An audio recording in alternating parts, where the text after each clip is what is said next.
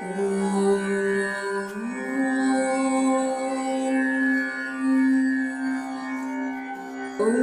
शुक्लाम्बरधरं विष्णुं शशिवर्णं चतुर्भुजं प्रसन्नवदनं ध्यायेत् सर्वविघ्नोपशान्तये। नारायणं नमस्कृत्य नरं चैव नरोत्तमं देवीं सरस्वतीं व्यासं ततो जयमुदीरयेत्। व्यासं वसिष्ठनप्तारं शक्तिः पौत्रमकल्मषम् पराशरात्मजं वन्दे शुकतातं तपोनिधिं। व्यासाय विष्णुरूपाय व्यासरूपाय विष्णवे नमो वै ब्रह्मनिधये वासिष्ठाय नमो नमः। अविकाराय शुद्धाय नित्याय परमात्मने सदैकरूपरूपाय विष्णवे सर्वजिष्णवे यस्य स्मरणमात्रेण जन्मसंसारबन्धनात् विमुच्यते। नमस्तस्मै विष्णवे प्रभविष्णवे। ॐ नमो विष्णवे प्रभविष्णवे। श्रीवैशम्पायन उवाच श्रुत्वा धर्मानशेषेण पावनानि च सर्वशः युधिष्ठिरः शान्तनवं पुनरेवाभ्यभाषत। श्रीयुधिष्ठिर उवाच किमेकं दैवतं लोके किं वाप्येकं परायणं स्तुवन्तः कं कमर्चन्तः प्राप्नुयुर्मानवः शुभम्। को धर्मः सर्वधर्माणां भवतः परमो मतः किं जपन्मुच्यते जन्तुर्जन्म संसारबन्धनात्। श्रीभीष्म उवाच जगत्प्रभुं देवदेवम् अनन्तं पुरुषोत्तमं स्तुवन्नाम सहस्रेण पुरुषः सततोत्थितः तमेव चार्चयन् नित्यं भक्त्या पुरुषमव्ययम् ध्यायन् स्तुवन् नमस्यंश्च यजमानस्तमेव च। अनादिनिधनं विष्णुं सर्वलोकमहेश्वरं लोकाध्यक्षं स्तुवन् नित्यं सर्वदुःखादिगो भवेत्। ब्रह्मण्यं सर्वधर्मघ्नं लोकानां कीर्तिवर्धनं लोकनाथं महद्भूतं सर्वभूतभवोद्भवम् येष मे सर्वधर्माणां धर्मोऽधिकतमो मतः यद्भक्त्या पुण्डरीकाक्षं स्तवैरर्चेन्नरः सदा। परमं यो महत्तेजः परमं यो महत्तपः परमं यो महद्ब्रह्म परमं यः परायणम् पवित्राणां पवित्रं यो मङ्गलानां च मङ्गलम् दैवतं देवतानां च भूतानां यो व्ययः पिता यतः सर्वाणि भूतानि भवत्यादियुगागमे यस्मिंश्च प्रलयं यान्ति पुनरेव युगक्षये तस्य लोकप्रधानस्य जगन्नाथस्य भूपते विष्णोर्नाम सहस्रं मे शृणु पापभयापहम्। यानि नामानि गौणानि विख्यातानि महात्मनः ऋषिभिः परिगीतानि तानि वक्ष्यामि भूतये। ऋषिर्नाम्नां सहस्रस्य वेदव्यासो महामुनिः छन्दोनुष्टुप् तथा देवो भगवान् देवकीसुतः अमृतांशोद्भवो बीजं शक्तिर्देवकीनन्दनः त्रिसामाहृदयं तस्य शान्त्यर्थे विनियुज्यते। विष्णुं जिष्णुं महाविष्णुं प्रभविष्णुं महेश्वरम् अनेकरूपदैत्यान्तं नमामि पुरुषोत्तमम्। अस्य श्रीविष्णोर्दिव्यसहस्रनामस्तोत्रमहामन्त्रस्य श्रीवेदव्यासो भगवान् ऋषिः अनुष्टुप् छन्दः श्रीमहाविष्णुः परमात्मा श्रीमन्नारायणो देवता अमृतांशोद्भवो भानुरिति बीजम् देवकीनन्दनः स्रष्टेति शक्तिः उद्भवः क्षोभणो देव इति परमो मन्त्रः शङ्खभृन्नन्दकी चक्रीति कीलकम् श्राङ्गधन्वा गदाधर इत्यस्त्रम् रथाङ्गपाणिरक्षोभ्य इति नेत्रम् त्रिसामासामगः सामेति कवचम् आनन्दं परब्रह्मेति योनिः ऋतुः सुदर्शनः काल इति दिग्बन्धः श्रीविश्वरूप इति ध्यानम् श्रीमहाविष्णुप्रीत्यर्थे सहस्रनामपारायणजपे विनियोगः। अथ ध्यानम् क्षीरोदन्वत्प्रदेशे शुचिमणिविलसत्सैकतैर्मौक्तिकानां मालाक्लुप्तासनस्थस्फटिकमणिनिभैर्मौक्तिकैर्मण्डिताङ्गः शुभ्रैरभ्रैरदभ्रैरुपरि विरचितैर्मुक्तपीयूषवर्षैः आनन्दीनः पुनीयादरिनलिनगदा शङ्खपाणिर्मुकुन्दः भुक्पादौ यस्य नाभिर्वियदसुरनिलश्चन्द्रसूर्यौ च नेत्रे कर्णावाशाः क्षीरोद्यौ मुखमपि दहनो यस्य वास्ते यमब्धिः अन्तस्थं यस्य विश्वं सुरनरखगगो भोगि गन्धर्वदैत्यै चित्रं रम्यते तं त्रिभुवनवपुषं विष्णुमीशं नमामि शान्ताकारं भुजगशयनं पद्मनाभं सुरेशं विश्वाधारं गगनसदृशं मेघवर्णं शुभाङ्गं लक्ष्मीकान्तं कमलनयनं योगिहृद्ध्यानगम्यं वन्दे विष्णुं भवभयहरं सर्वलोकैकनाथं मेघश्यामं पीतकौशेयवासं श्रीवत्साङ्कं कौस्तुभोद्भासिताङ्गं पुण्योपेतं पुण्डरीकायताक्षं विष्णुं वन्दे सर्वलोकैकनाथं सशङ्खचक्रं सकिरीटकुण्डलं सपीतवस्त्रं सरसीरुहेक्षणं सहारवक्षस्थलकौस्तुभश्रियं नमामि विष्णुं शिरसा चतुर्भुजम् छायायां पारिजातस्य हेमसिंहासनोपरि आसीनमम्बुदश्यामम् आयताक्षमलङ्कृतं चन्द्राननं चतुर्बाहुं श्रीवत्साङ्कितवक्षसं रुक्मिणी सत्यभामाभ्यां सहितं कृष्णमाश्रये। हरिः ओम्। विश्वं विष्णुर्वषट्कारो भूतभव्यभवत्प्रभुः भूतकृद्भूतभृद्भावो भूतात्मा भूतभावनः पूतात्मा परमात्मा च मुक्तानां परमागतिः अव्ययः पुरुषः साक्षी क्षेत्रज्ञोऽक्षर एव च योगो योगविदां नेता प्रधानपुरुषेश्वरः नारसिंहवपुः श्रीमान् केशवः पुरुषोत्तमः सर्वः शर्वः शिवस्थाणुर्भूताधिर्निधिरव्ययः सम्भवो भावनो भर्ता प्रभवः प्रभुरीश्वरः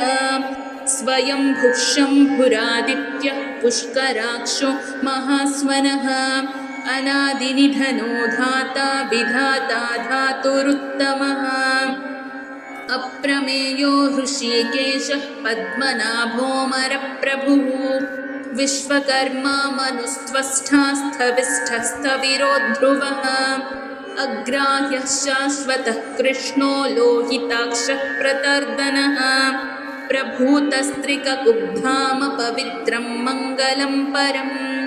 ईशानः प्राणदः प्राणो ज्येष्ठः श्रेष्ठः प्रजापतिः हिरण्यगर्भो भूगर्भो माधवो मधुसूदनः ईश्वरो विक्रमी धन्वी मेधावी विक्रमः क्रमः अनुत्तमो दुराधर्षः कृतज्ञः कृतिरात्मवान् सुरेशः शरणं शर्म विश्वरेतः प्रजाभवः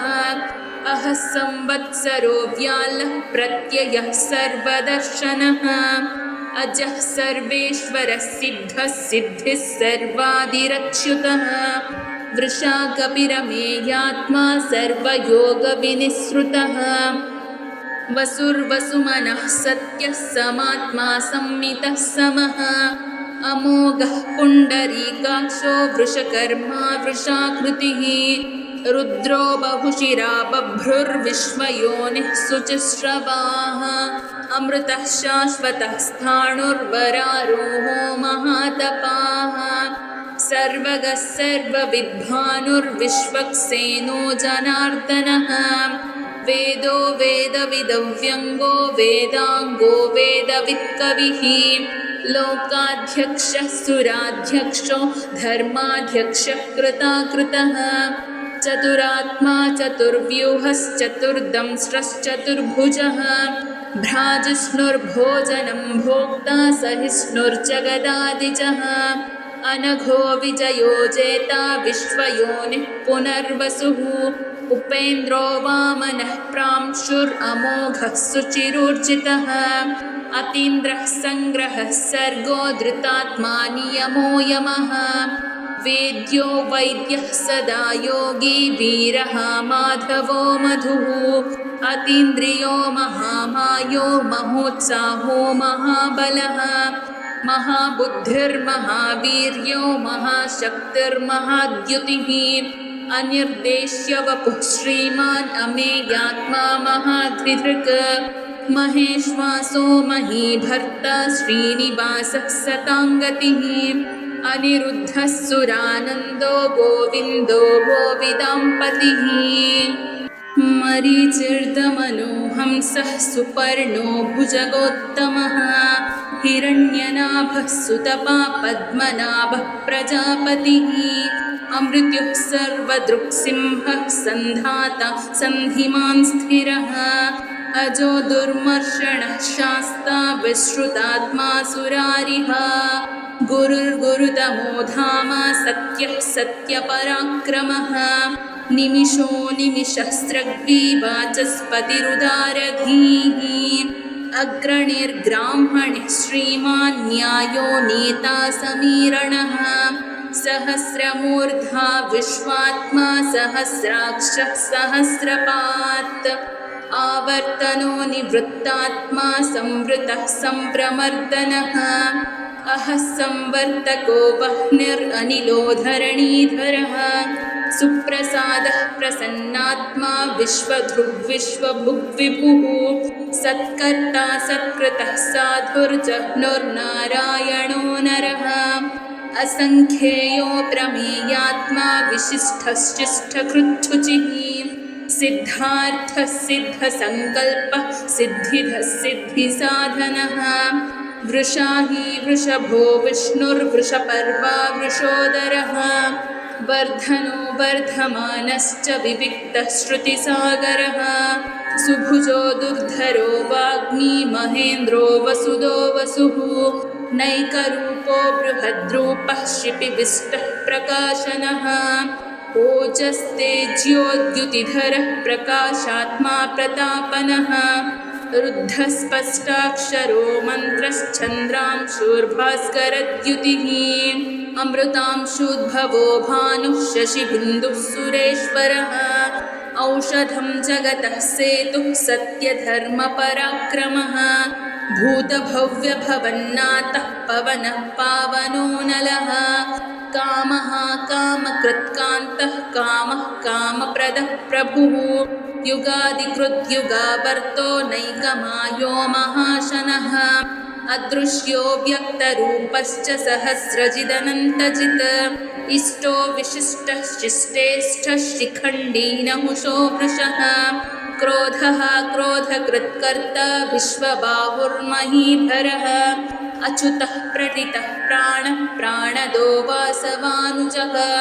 अपां निधिरधिष्ठानः मप्रमत्थः प्रतिष्ठितः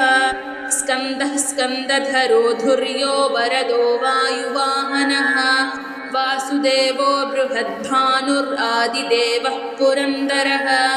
अशोकस्तारणस्तारः शूरः शौरिर्जनेश्वरः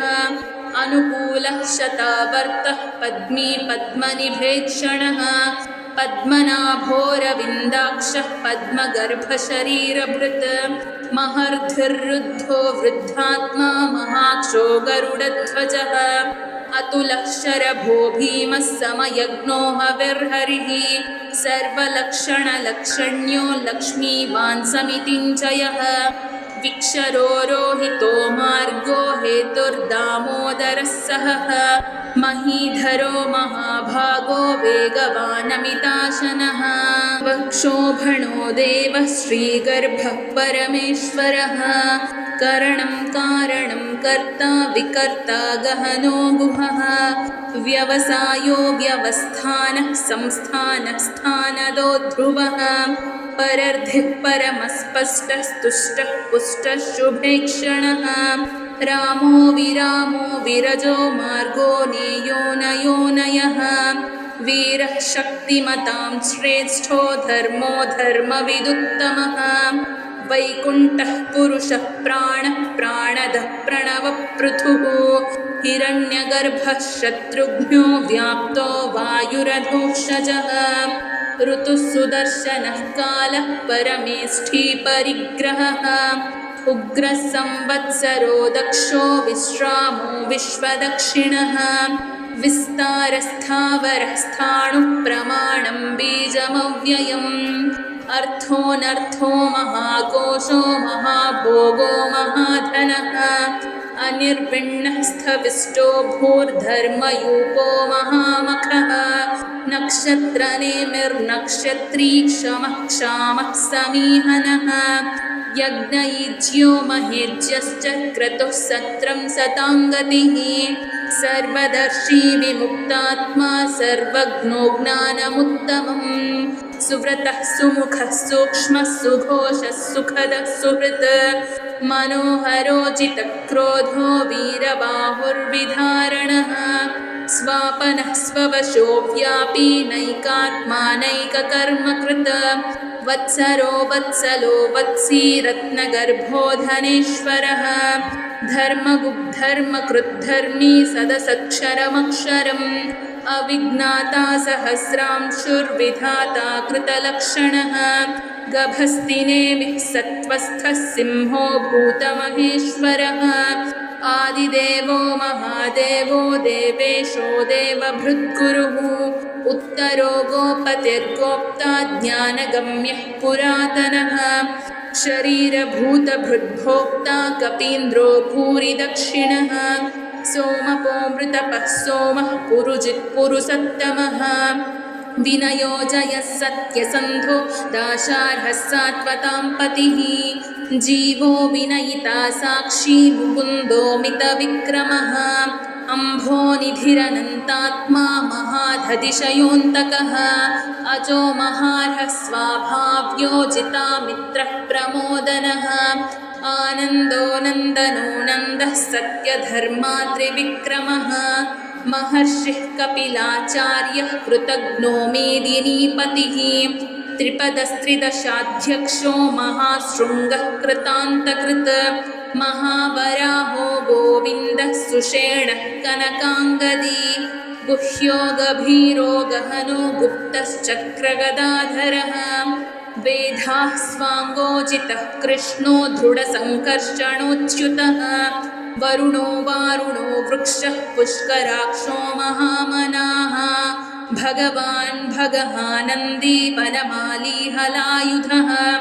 आदित्यो ज्योतिरादित्यः सहिष्णुर्गतिसत्तमः सुधन्वाखण्डपरशुर्दारुणो द्रविणप्रदः दिवस्पृक् सर्वद्रुव्यासो वाचस्पतिरयोनिजः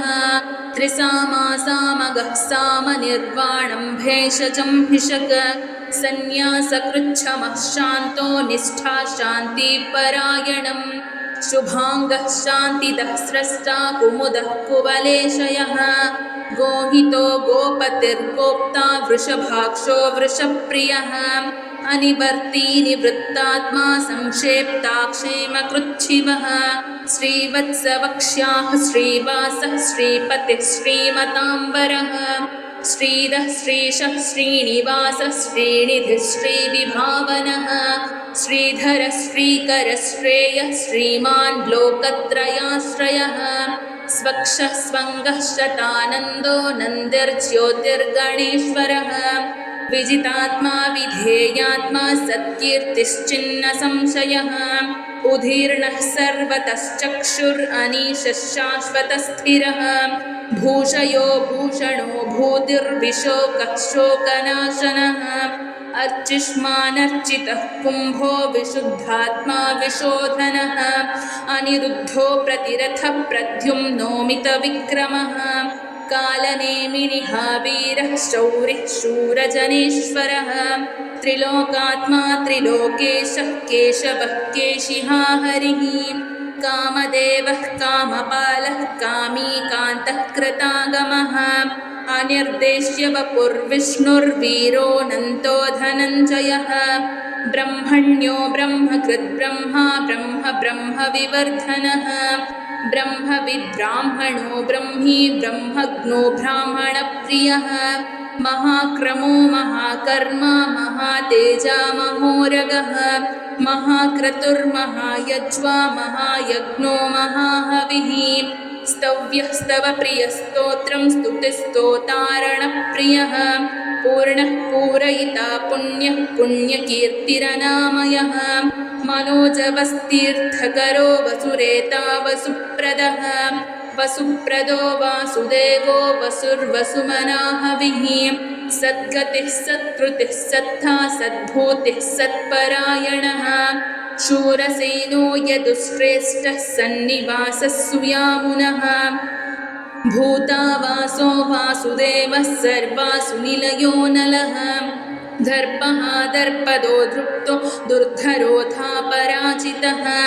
विश्वमूर्तिर्महामूर्तिर्दीप्तमूर्तिरमूर्तिमान् अनेकमूर्तिरव्यक्तः शतमूर्तिः शताननः एकोनैकस्तवः कः किं यतत्पदमनुत्तमम् लोकबन्धुर्लोकनाथो माधवो भक्तवत्सलः सुवर्णवर्णो हेमाङ्गो वरागश्चन्दनाङ्गदी वीरः विषमः शून्यो घृताशीरचलश्चलः अमानीमानदो मान्यो लोकस्वामी त्रिलोकधृत् सुमेधा मेधजो धन्यः सत्यमेधाधराधरः तेजो वृषोद्युतिधरः सर्वशस्त्रभृताम्बरः प्रग्रहो निग्रहो व्यग्रो नैकशृङ्गो गदाग्रजः चतुर्मूर्तिश्चतुर्बाहुश्चतुर्व्यूहश्चतुर्गतिः चतुरात्मा चतुर्भावश्चतुर्वेदविदेकपात् समावर्तो निवृत्तात्मा दुर्जयो दुरतिक्रमः दुर्लभो दुर्गवो दुर्गो दुरावासो दुरारिः शुभाङ्गो लोकसारङ्गः सुतन्तुस्तन्तुवर्धनः इन्द्रकर्मा महाकर्मा कृतकर्मा कृतागमः उद्भवः सुन्दरः सुन्दो रत्ननाभः सुलोचनः अर्को वाजसनः शृङ्गी जयन्तः सर्वविज्जयी सुवर्णबिन्दुरक्षोभ्यः सर्वभागीश्वरेश्वरः महाह्रदो महागर्तो महाभूतो महानिधिः कुमुदः कुन्दरः कुन्दः पर्जन्यः पावनोऽनिलः अमृतांशोऽमृतवपुः सर्वज्ञः सर्वतोमुखः सुलभः सुव्रतः सिद्धः शत्रुजिश्शत्रुतापनः न्यग्रोधोधुम्बरोऽश्वत्थश्चाणोरान्द्रणिषूदनः सहस्रार्चिः सप्तजिह्वः सप्तैधा सप्तवाहनः अमूर्तिरणघोचिन्त्यो भयकृद्भयनाशनः अणुर्बृहत्कृशः स्थूलो गुणभृन्निर्गुणो महान् अधृतस्वधृतस्वास्यः प्राग्वंशो वंशवर्धनः भारभृत्कथितो योगी योगीशः सर्वकामदः आश्रमः श्रमणः क्षामः सुपर्णो वायुवाहनः धनुर्धरो धनुर्वेदो दण्डो दमयिता दमः अपराजितः सर्वसहो नियन्ता नियमो यमः सत्त्ववान् सात्विकः सत्यः सत्यधर्मपरायणः अभिप्रायः प्रियार्होर्हः प्रियकृत्प्रीतिवर्धनः विहाय स गतिर्ज्योतिः सुरुचिर्हुतभुग्विभुः रविर्विरोचनः सूर्यः सविता रविलोचनः अनन्तो हुतभुग्भोक्ता सुखदो नैकजोऽग्रजः अनिर्भिन्नः सदा मर्षि लोकाधिष्ठानमद्भुतः सनातनतमः कपिलः कपिरव्ययः स्वस्ति कृत्स्वस्ति स्वस्ति भुक्स्वस्ति दक्षिणः आरौद्रः कुण्डली चक्री विक्रम्यूर्जितशासनः शब्दातिगः शब्दसः शिशिरः शर्वरीकरः अक्रूरः पेशलो दक्षो दक्षिणः शमिणाम्बरः विद्वत्तमो वीतभयः पुण्यश्रवणकीर्तनः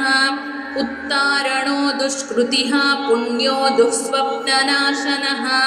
वीरः रक्षणः सन्तो जीवनः पर्यवस्थितः अनन्तरूपोऽनन्तसृर्जितमन्युर्भयापहः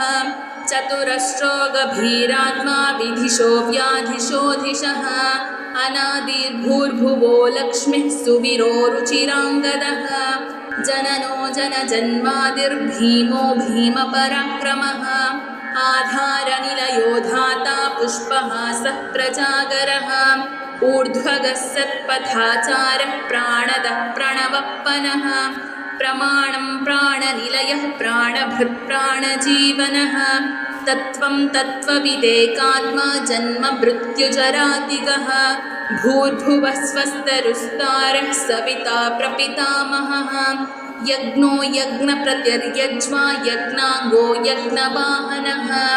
यज्ञभृद्यज्ञकृत्यग्नी यज्ञभुग्यज्ञसाधनः यज्ञान्तकृद्यज्ञगुह्यमन्नमन्नादयेव च आत्मयोनिः स्वयं जातो वैखानः सामगायनः देवकीनन्दनः स्रष्टा क्षितीशः पापनाशनः शङ्खबृन्नन्दकी चक्री श्राङ्गधन्वा गदाधरः रथाङ्गपाणिरक्षोभ्यः सर्वप्रहरणायुधः सर्वप्रहरणायुध ॐ नम इति वनमाली गधी श्राङ्गी शङ्खी चक्री चनन्दकी श्रीमान्नारायणो विष्णुर्वासुदेवोऽभिरक्षतु वनमाली गदी श्राङ्गी शङ्खी चक्री चनन्दकी श्रीमान्नारायणो विष्णुर्वासुदेवोऽभिरक्षतु वनमाली गदी श्राङ्गी शङ्खी चक्री चनन्दकी श्रीमान्नारायणो विष्णुर्वासुदेवोऽभिरक्षतु श्रीवासुदेवोऽभिरक्षतु ॐ नम इति भीष्म उवाच इतीदं कीर्तनीयस्य केशवस्य महात्मनः नाम्नां सहस्रं दिव्यानाम् अशेषेण प्रकीर्तितं य इदं शृणुयान्नित्यं यश्चापि परिकीर्तयेत् नाशुभं प्राप्नुयात् किञ्चित् सोमुत्रेह च मानवः वेदान्तगो ब्राह्मणः स्यात् क्षत्रियो विजयी भवेत् वैश्यो धनसमृद्धः स्यात् शूद्रः सुखमवाप्नुयात् धर्मार्थी प्राप्नुयात् धर्मम् अर्थार्थे चार्थमाप्नुयात् कामानवाप्नुयात् कामी प्रजार्थी चाप्नुयात् प्रजाम् भक्तिमान्यः सधोत्थाय शुचिस्तद्गतमानसः सहस्रं वासुदेवस्य नाम्नामेतत् प्रकीर्तयेत् यशः प्राप्नोति विपुलं ज्ञाति प्राधान्यमेव च अचलां श्रियमाप्नोति श्रेयः प्राप्नोत्यनुत्तमम् न भयं क्वचिदाप्नोति वीर्यं तेजश्च विन्दति भवत्यरोगोऽद्युतिमान् बलरूपगुणान्वितः रोगार्तो मुच्यते रोगाद्बद्धो मुच्येत बन्धनात् भयान्मुच्येत भीतस्तु मुच्येतापन्न आपदः दुर्गाण्यतीतरत्याशु पुरुषः पुरुषोत्तमम् स्तुवन्नाम सहस्रेण नित्यं भक्तिसमन्वितः वासुदेवाश्रयो मर्त्यो वासुदेवपरायणः सर्वपापविशुद्धात्मा याति ब्रह्म सनातनम् न वासुदेवभक्तानाम् अशुभं विद्यते क्वचित् जन्म मृत्युजरा व्याधिभयं नैवोपजायते इमं स्तवमधीयानः श्रद्धा भक्तिसमन्वितः युज्येतात्मसुखक्षान्ति श्रीधृतिस्मृतिकीर्तिभिः न क्रोधो न च मात्सर्यं न लोभो नाशुभामतिः भवन्ति कृतपुण्यानां भक्तानां पुरुषोत्तमे ध्योः चन्द्रार्कनक्षत्रखं दिशो भूर्महोदधिः वासुदेवस्य वीर्येण विधृतानि महात्मनः ससुरासुरगन्धर्वं स यक्षोरगराक्षसं जगद्वशे वर्ततेदं कृष्णस्य सचराचरम् इन्द्रियाणि मनोबुद्धिः सत्त्वं तेजो बलं धृतिः वासुदेवात्मकान्याहुः क्षेत्रं क्षेत्रज्ञ एव च सर्वागमानामाचारः प्रथमं परिकल्पते आचारप्रभवो धर्मो धर्मस्य प्रभुरच्युतः ऋषयः पितरो देवा महाभूतानि धातवः जङ्गमाजङ्गमं चेदं जगन्नारायणोद्भवम् योगो ज्ञानं तथा साङ्ख्यं विद्याः शिल्पादिकर्म च वेदाः शास्त्राणि विज्ञानमेतज्जर्वं जनार्दनात् एको विष्णुर्महद्भूतं पृथग्भूतान्यनेकशः त्रीन् लोकान् व्याप्य भूतात्मा भुङ्क्ते विश्वभुगव्ययः इमं स्तवं भगवतो विष्णोर्व्यासेन कीर्तितं पठ्येद्य इच्छेत् पुरुषः श्रेयः प्राप्तुं सुखानि च विश्वेश्वरमजं देवं जगतः प्रभवाप्ययम् भजन्ति ये पुष्कराक्षं न ते यान्ति पराभवम् न ते यान्ति पराभवम् ॐ नम इति अर्जुन उवाच पद्मपत्रविशालाक्ष पद्मनाभसुरोत्तम भक्तानामनुरक्तानां त्राता भव जनार्दन श्रीभगवानुवाच यो मां नाम सहस्रेण स्तोतुमिच्छति पाण्डव सोऽहमेकेन श्लोकेन स्तुत एव न संशयः स्तुत एव न संशय ॐ नम इति व्यास उवाच वासनाद्वासुदेवस्य वासितं ते जगत्त्रयं सर्वभूतनिवासोऽसि वासुदेव नमोऽस्तु ते श्रीवासुदेव नमोऽस्तु तं ॐ नम इति पार्वत्युवाच केनोपायेन लघुना विष्णोर्नाम सहस्रकं पठ्यते पण्डितैर्नित्यं श्रोतुमिच्छाम्यहं प्रभो ईश्वर उवाच श्रीराम राम रामेति रमे रामे मनोरमे सहस्रनाम तत्तुल्यं रामनाम वरानने श्रीराम राम रामेति रमे रामे मनोरमे सहस्रनाम तत्तुल्यं रामनाम वरानने रामनाम वरानन ॐ नम इति ब्रह्मोवाच नमोऽस्त्वनन्ताय सहस्रमूर्तये सहस्रपादाक्षिशिरोरुबाहवे सहस्रनाम्ने पुरुषाय शाश्वते सहस्रकोटियुगधारिणे नमः सहस्रकोटियुगधारिणे ॐ नम इति सञ्जय उवाच यत्र योगेश्वरः कृष्णो यत्र पार्थो धनुर्धरः तत्र श्रीर्विजयो भूतिर्ध्रुवा नीतिर्मतिर्मम श्रीभगवानुवाच अनन्याश्चिन्त्ययन्तो मां ये जनाः पर्युपासते तेषां नित्याभियुक्तानां योगक्षेमं वहाम्यहम् परित्राणाय साधूनां विनाशाय च दुष्कृतां धर्मसंस्थापनार्थाय सम्भवामि युगे युगे आर्ता विषण्णाः शिथिलाश्च भीताः घोरेश्च व्याधिषु वर्तमानाः संकीर्त्य नारायणशब्दमात्रं विमुक्तदुःखाः सुखिनो भवन्तु। कायेन वाचा मनसेन्द्रियैर्वा बुद्ध्यात्मना वा प्रकृते स्वभावात् करोमि यद्यत् सकलं परस्मै नारायणायेति समर्पयामि श्रीमन्नारायणायेति समर्पयामि।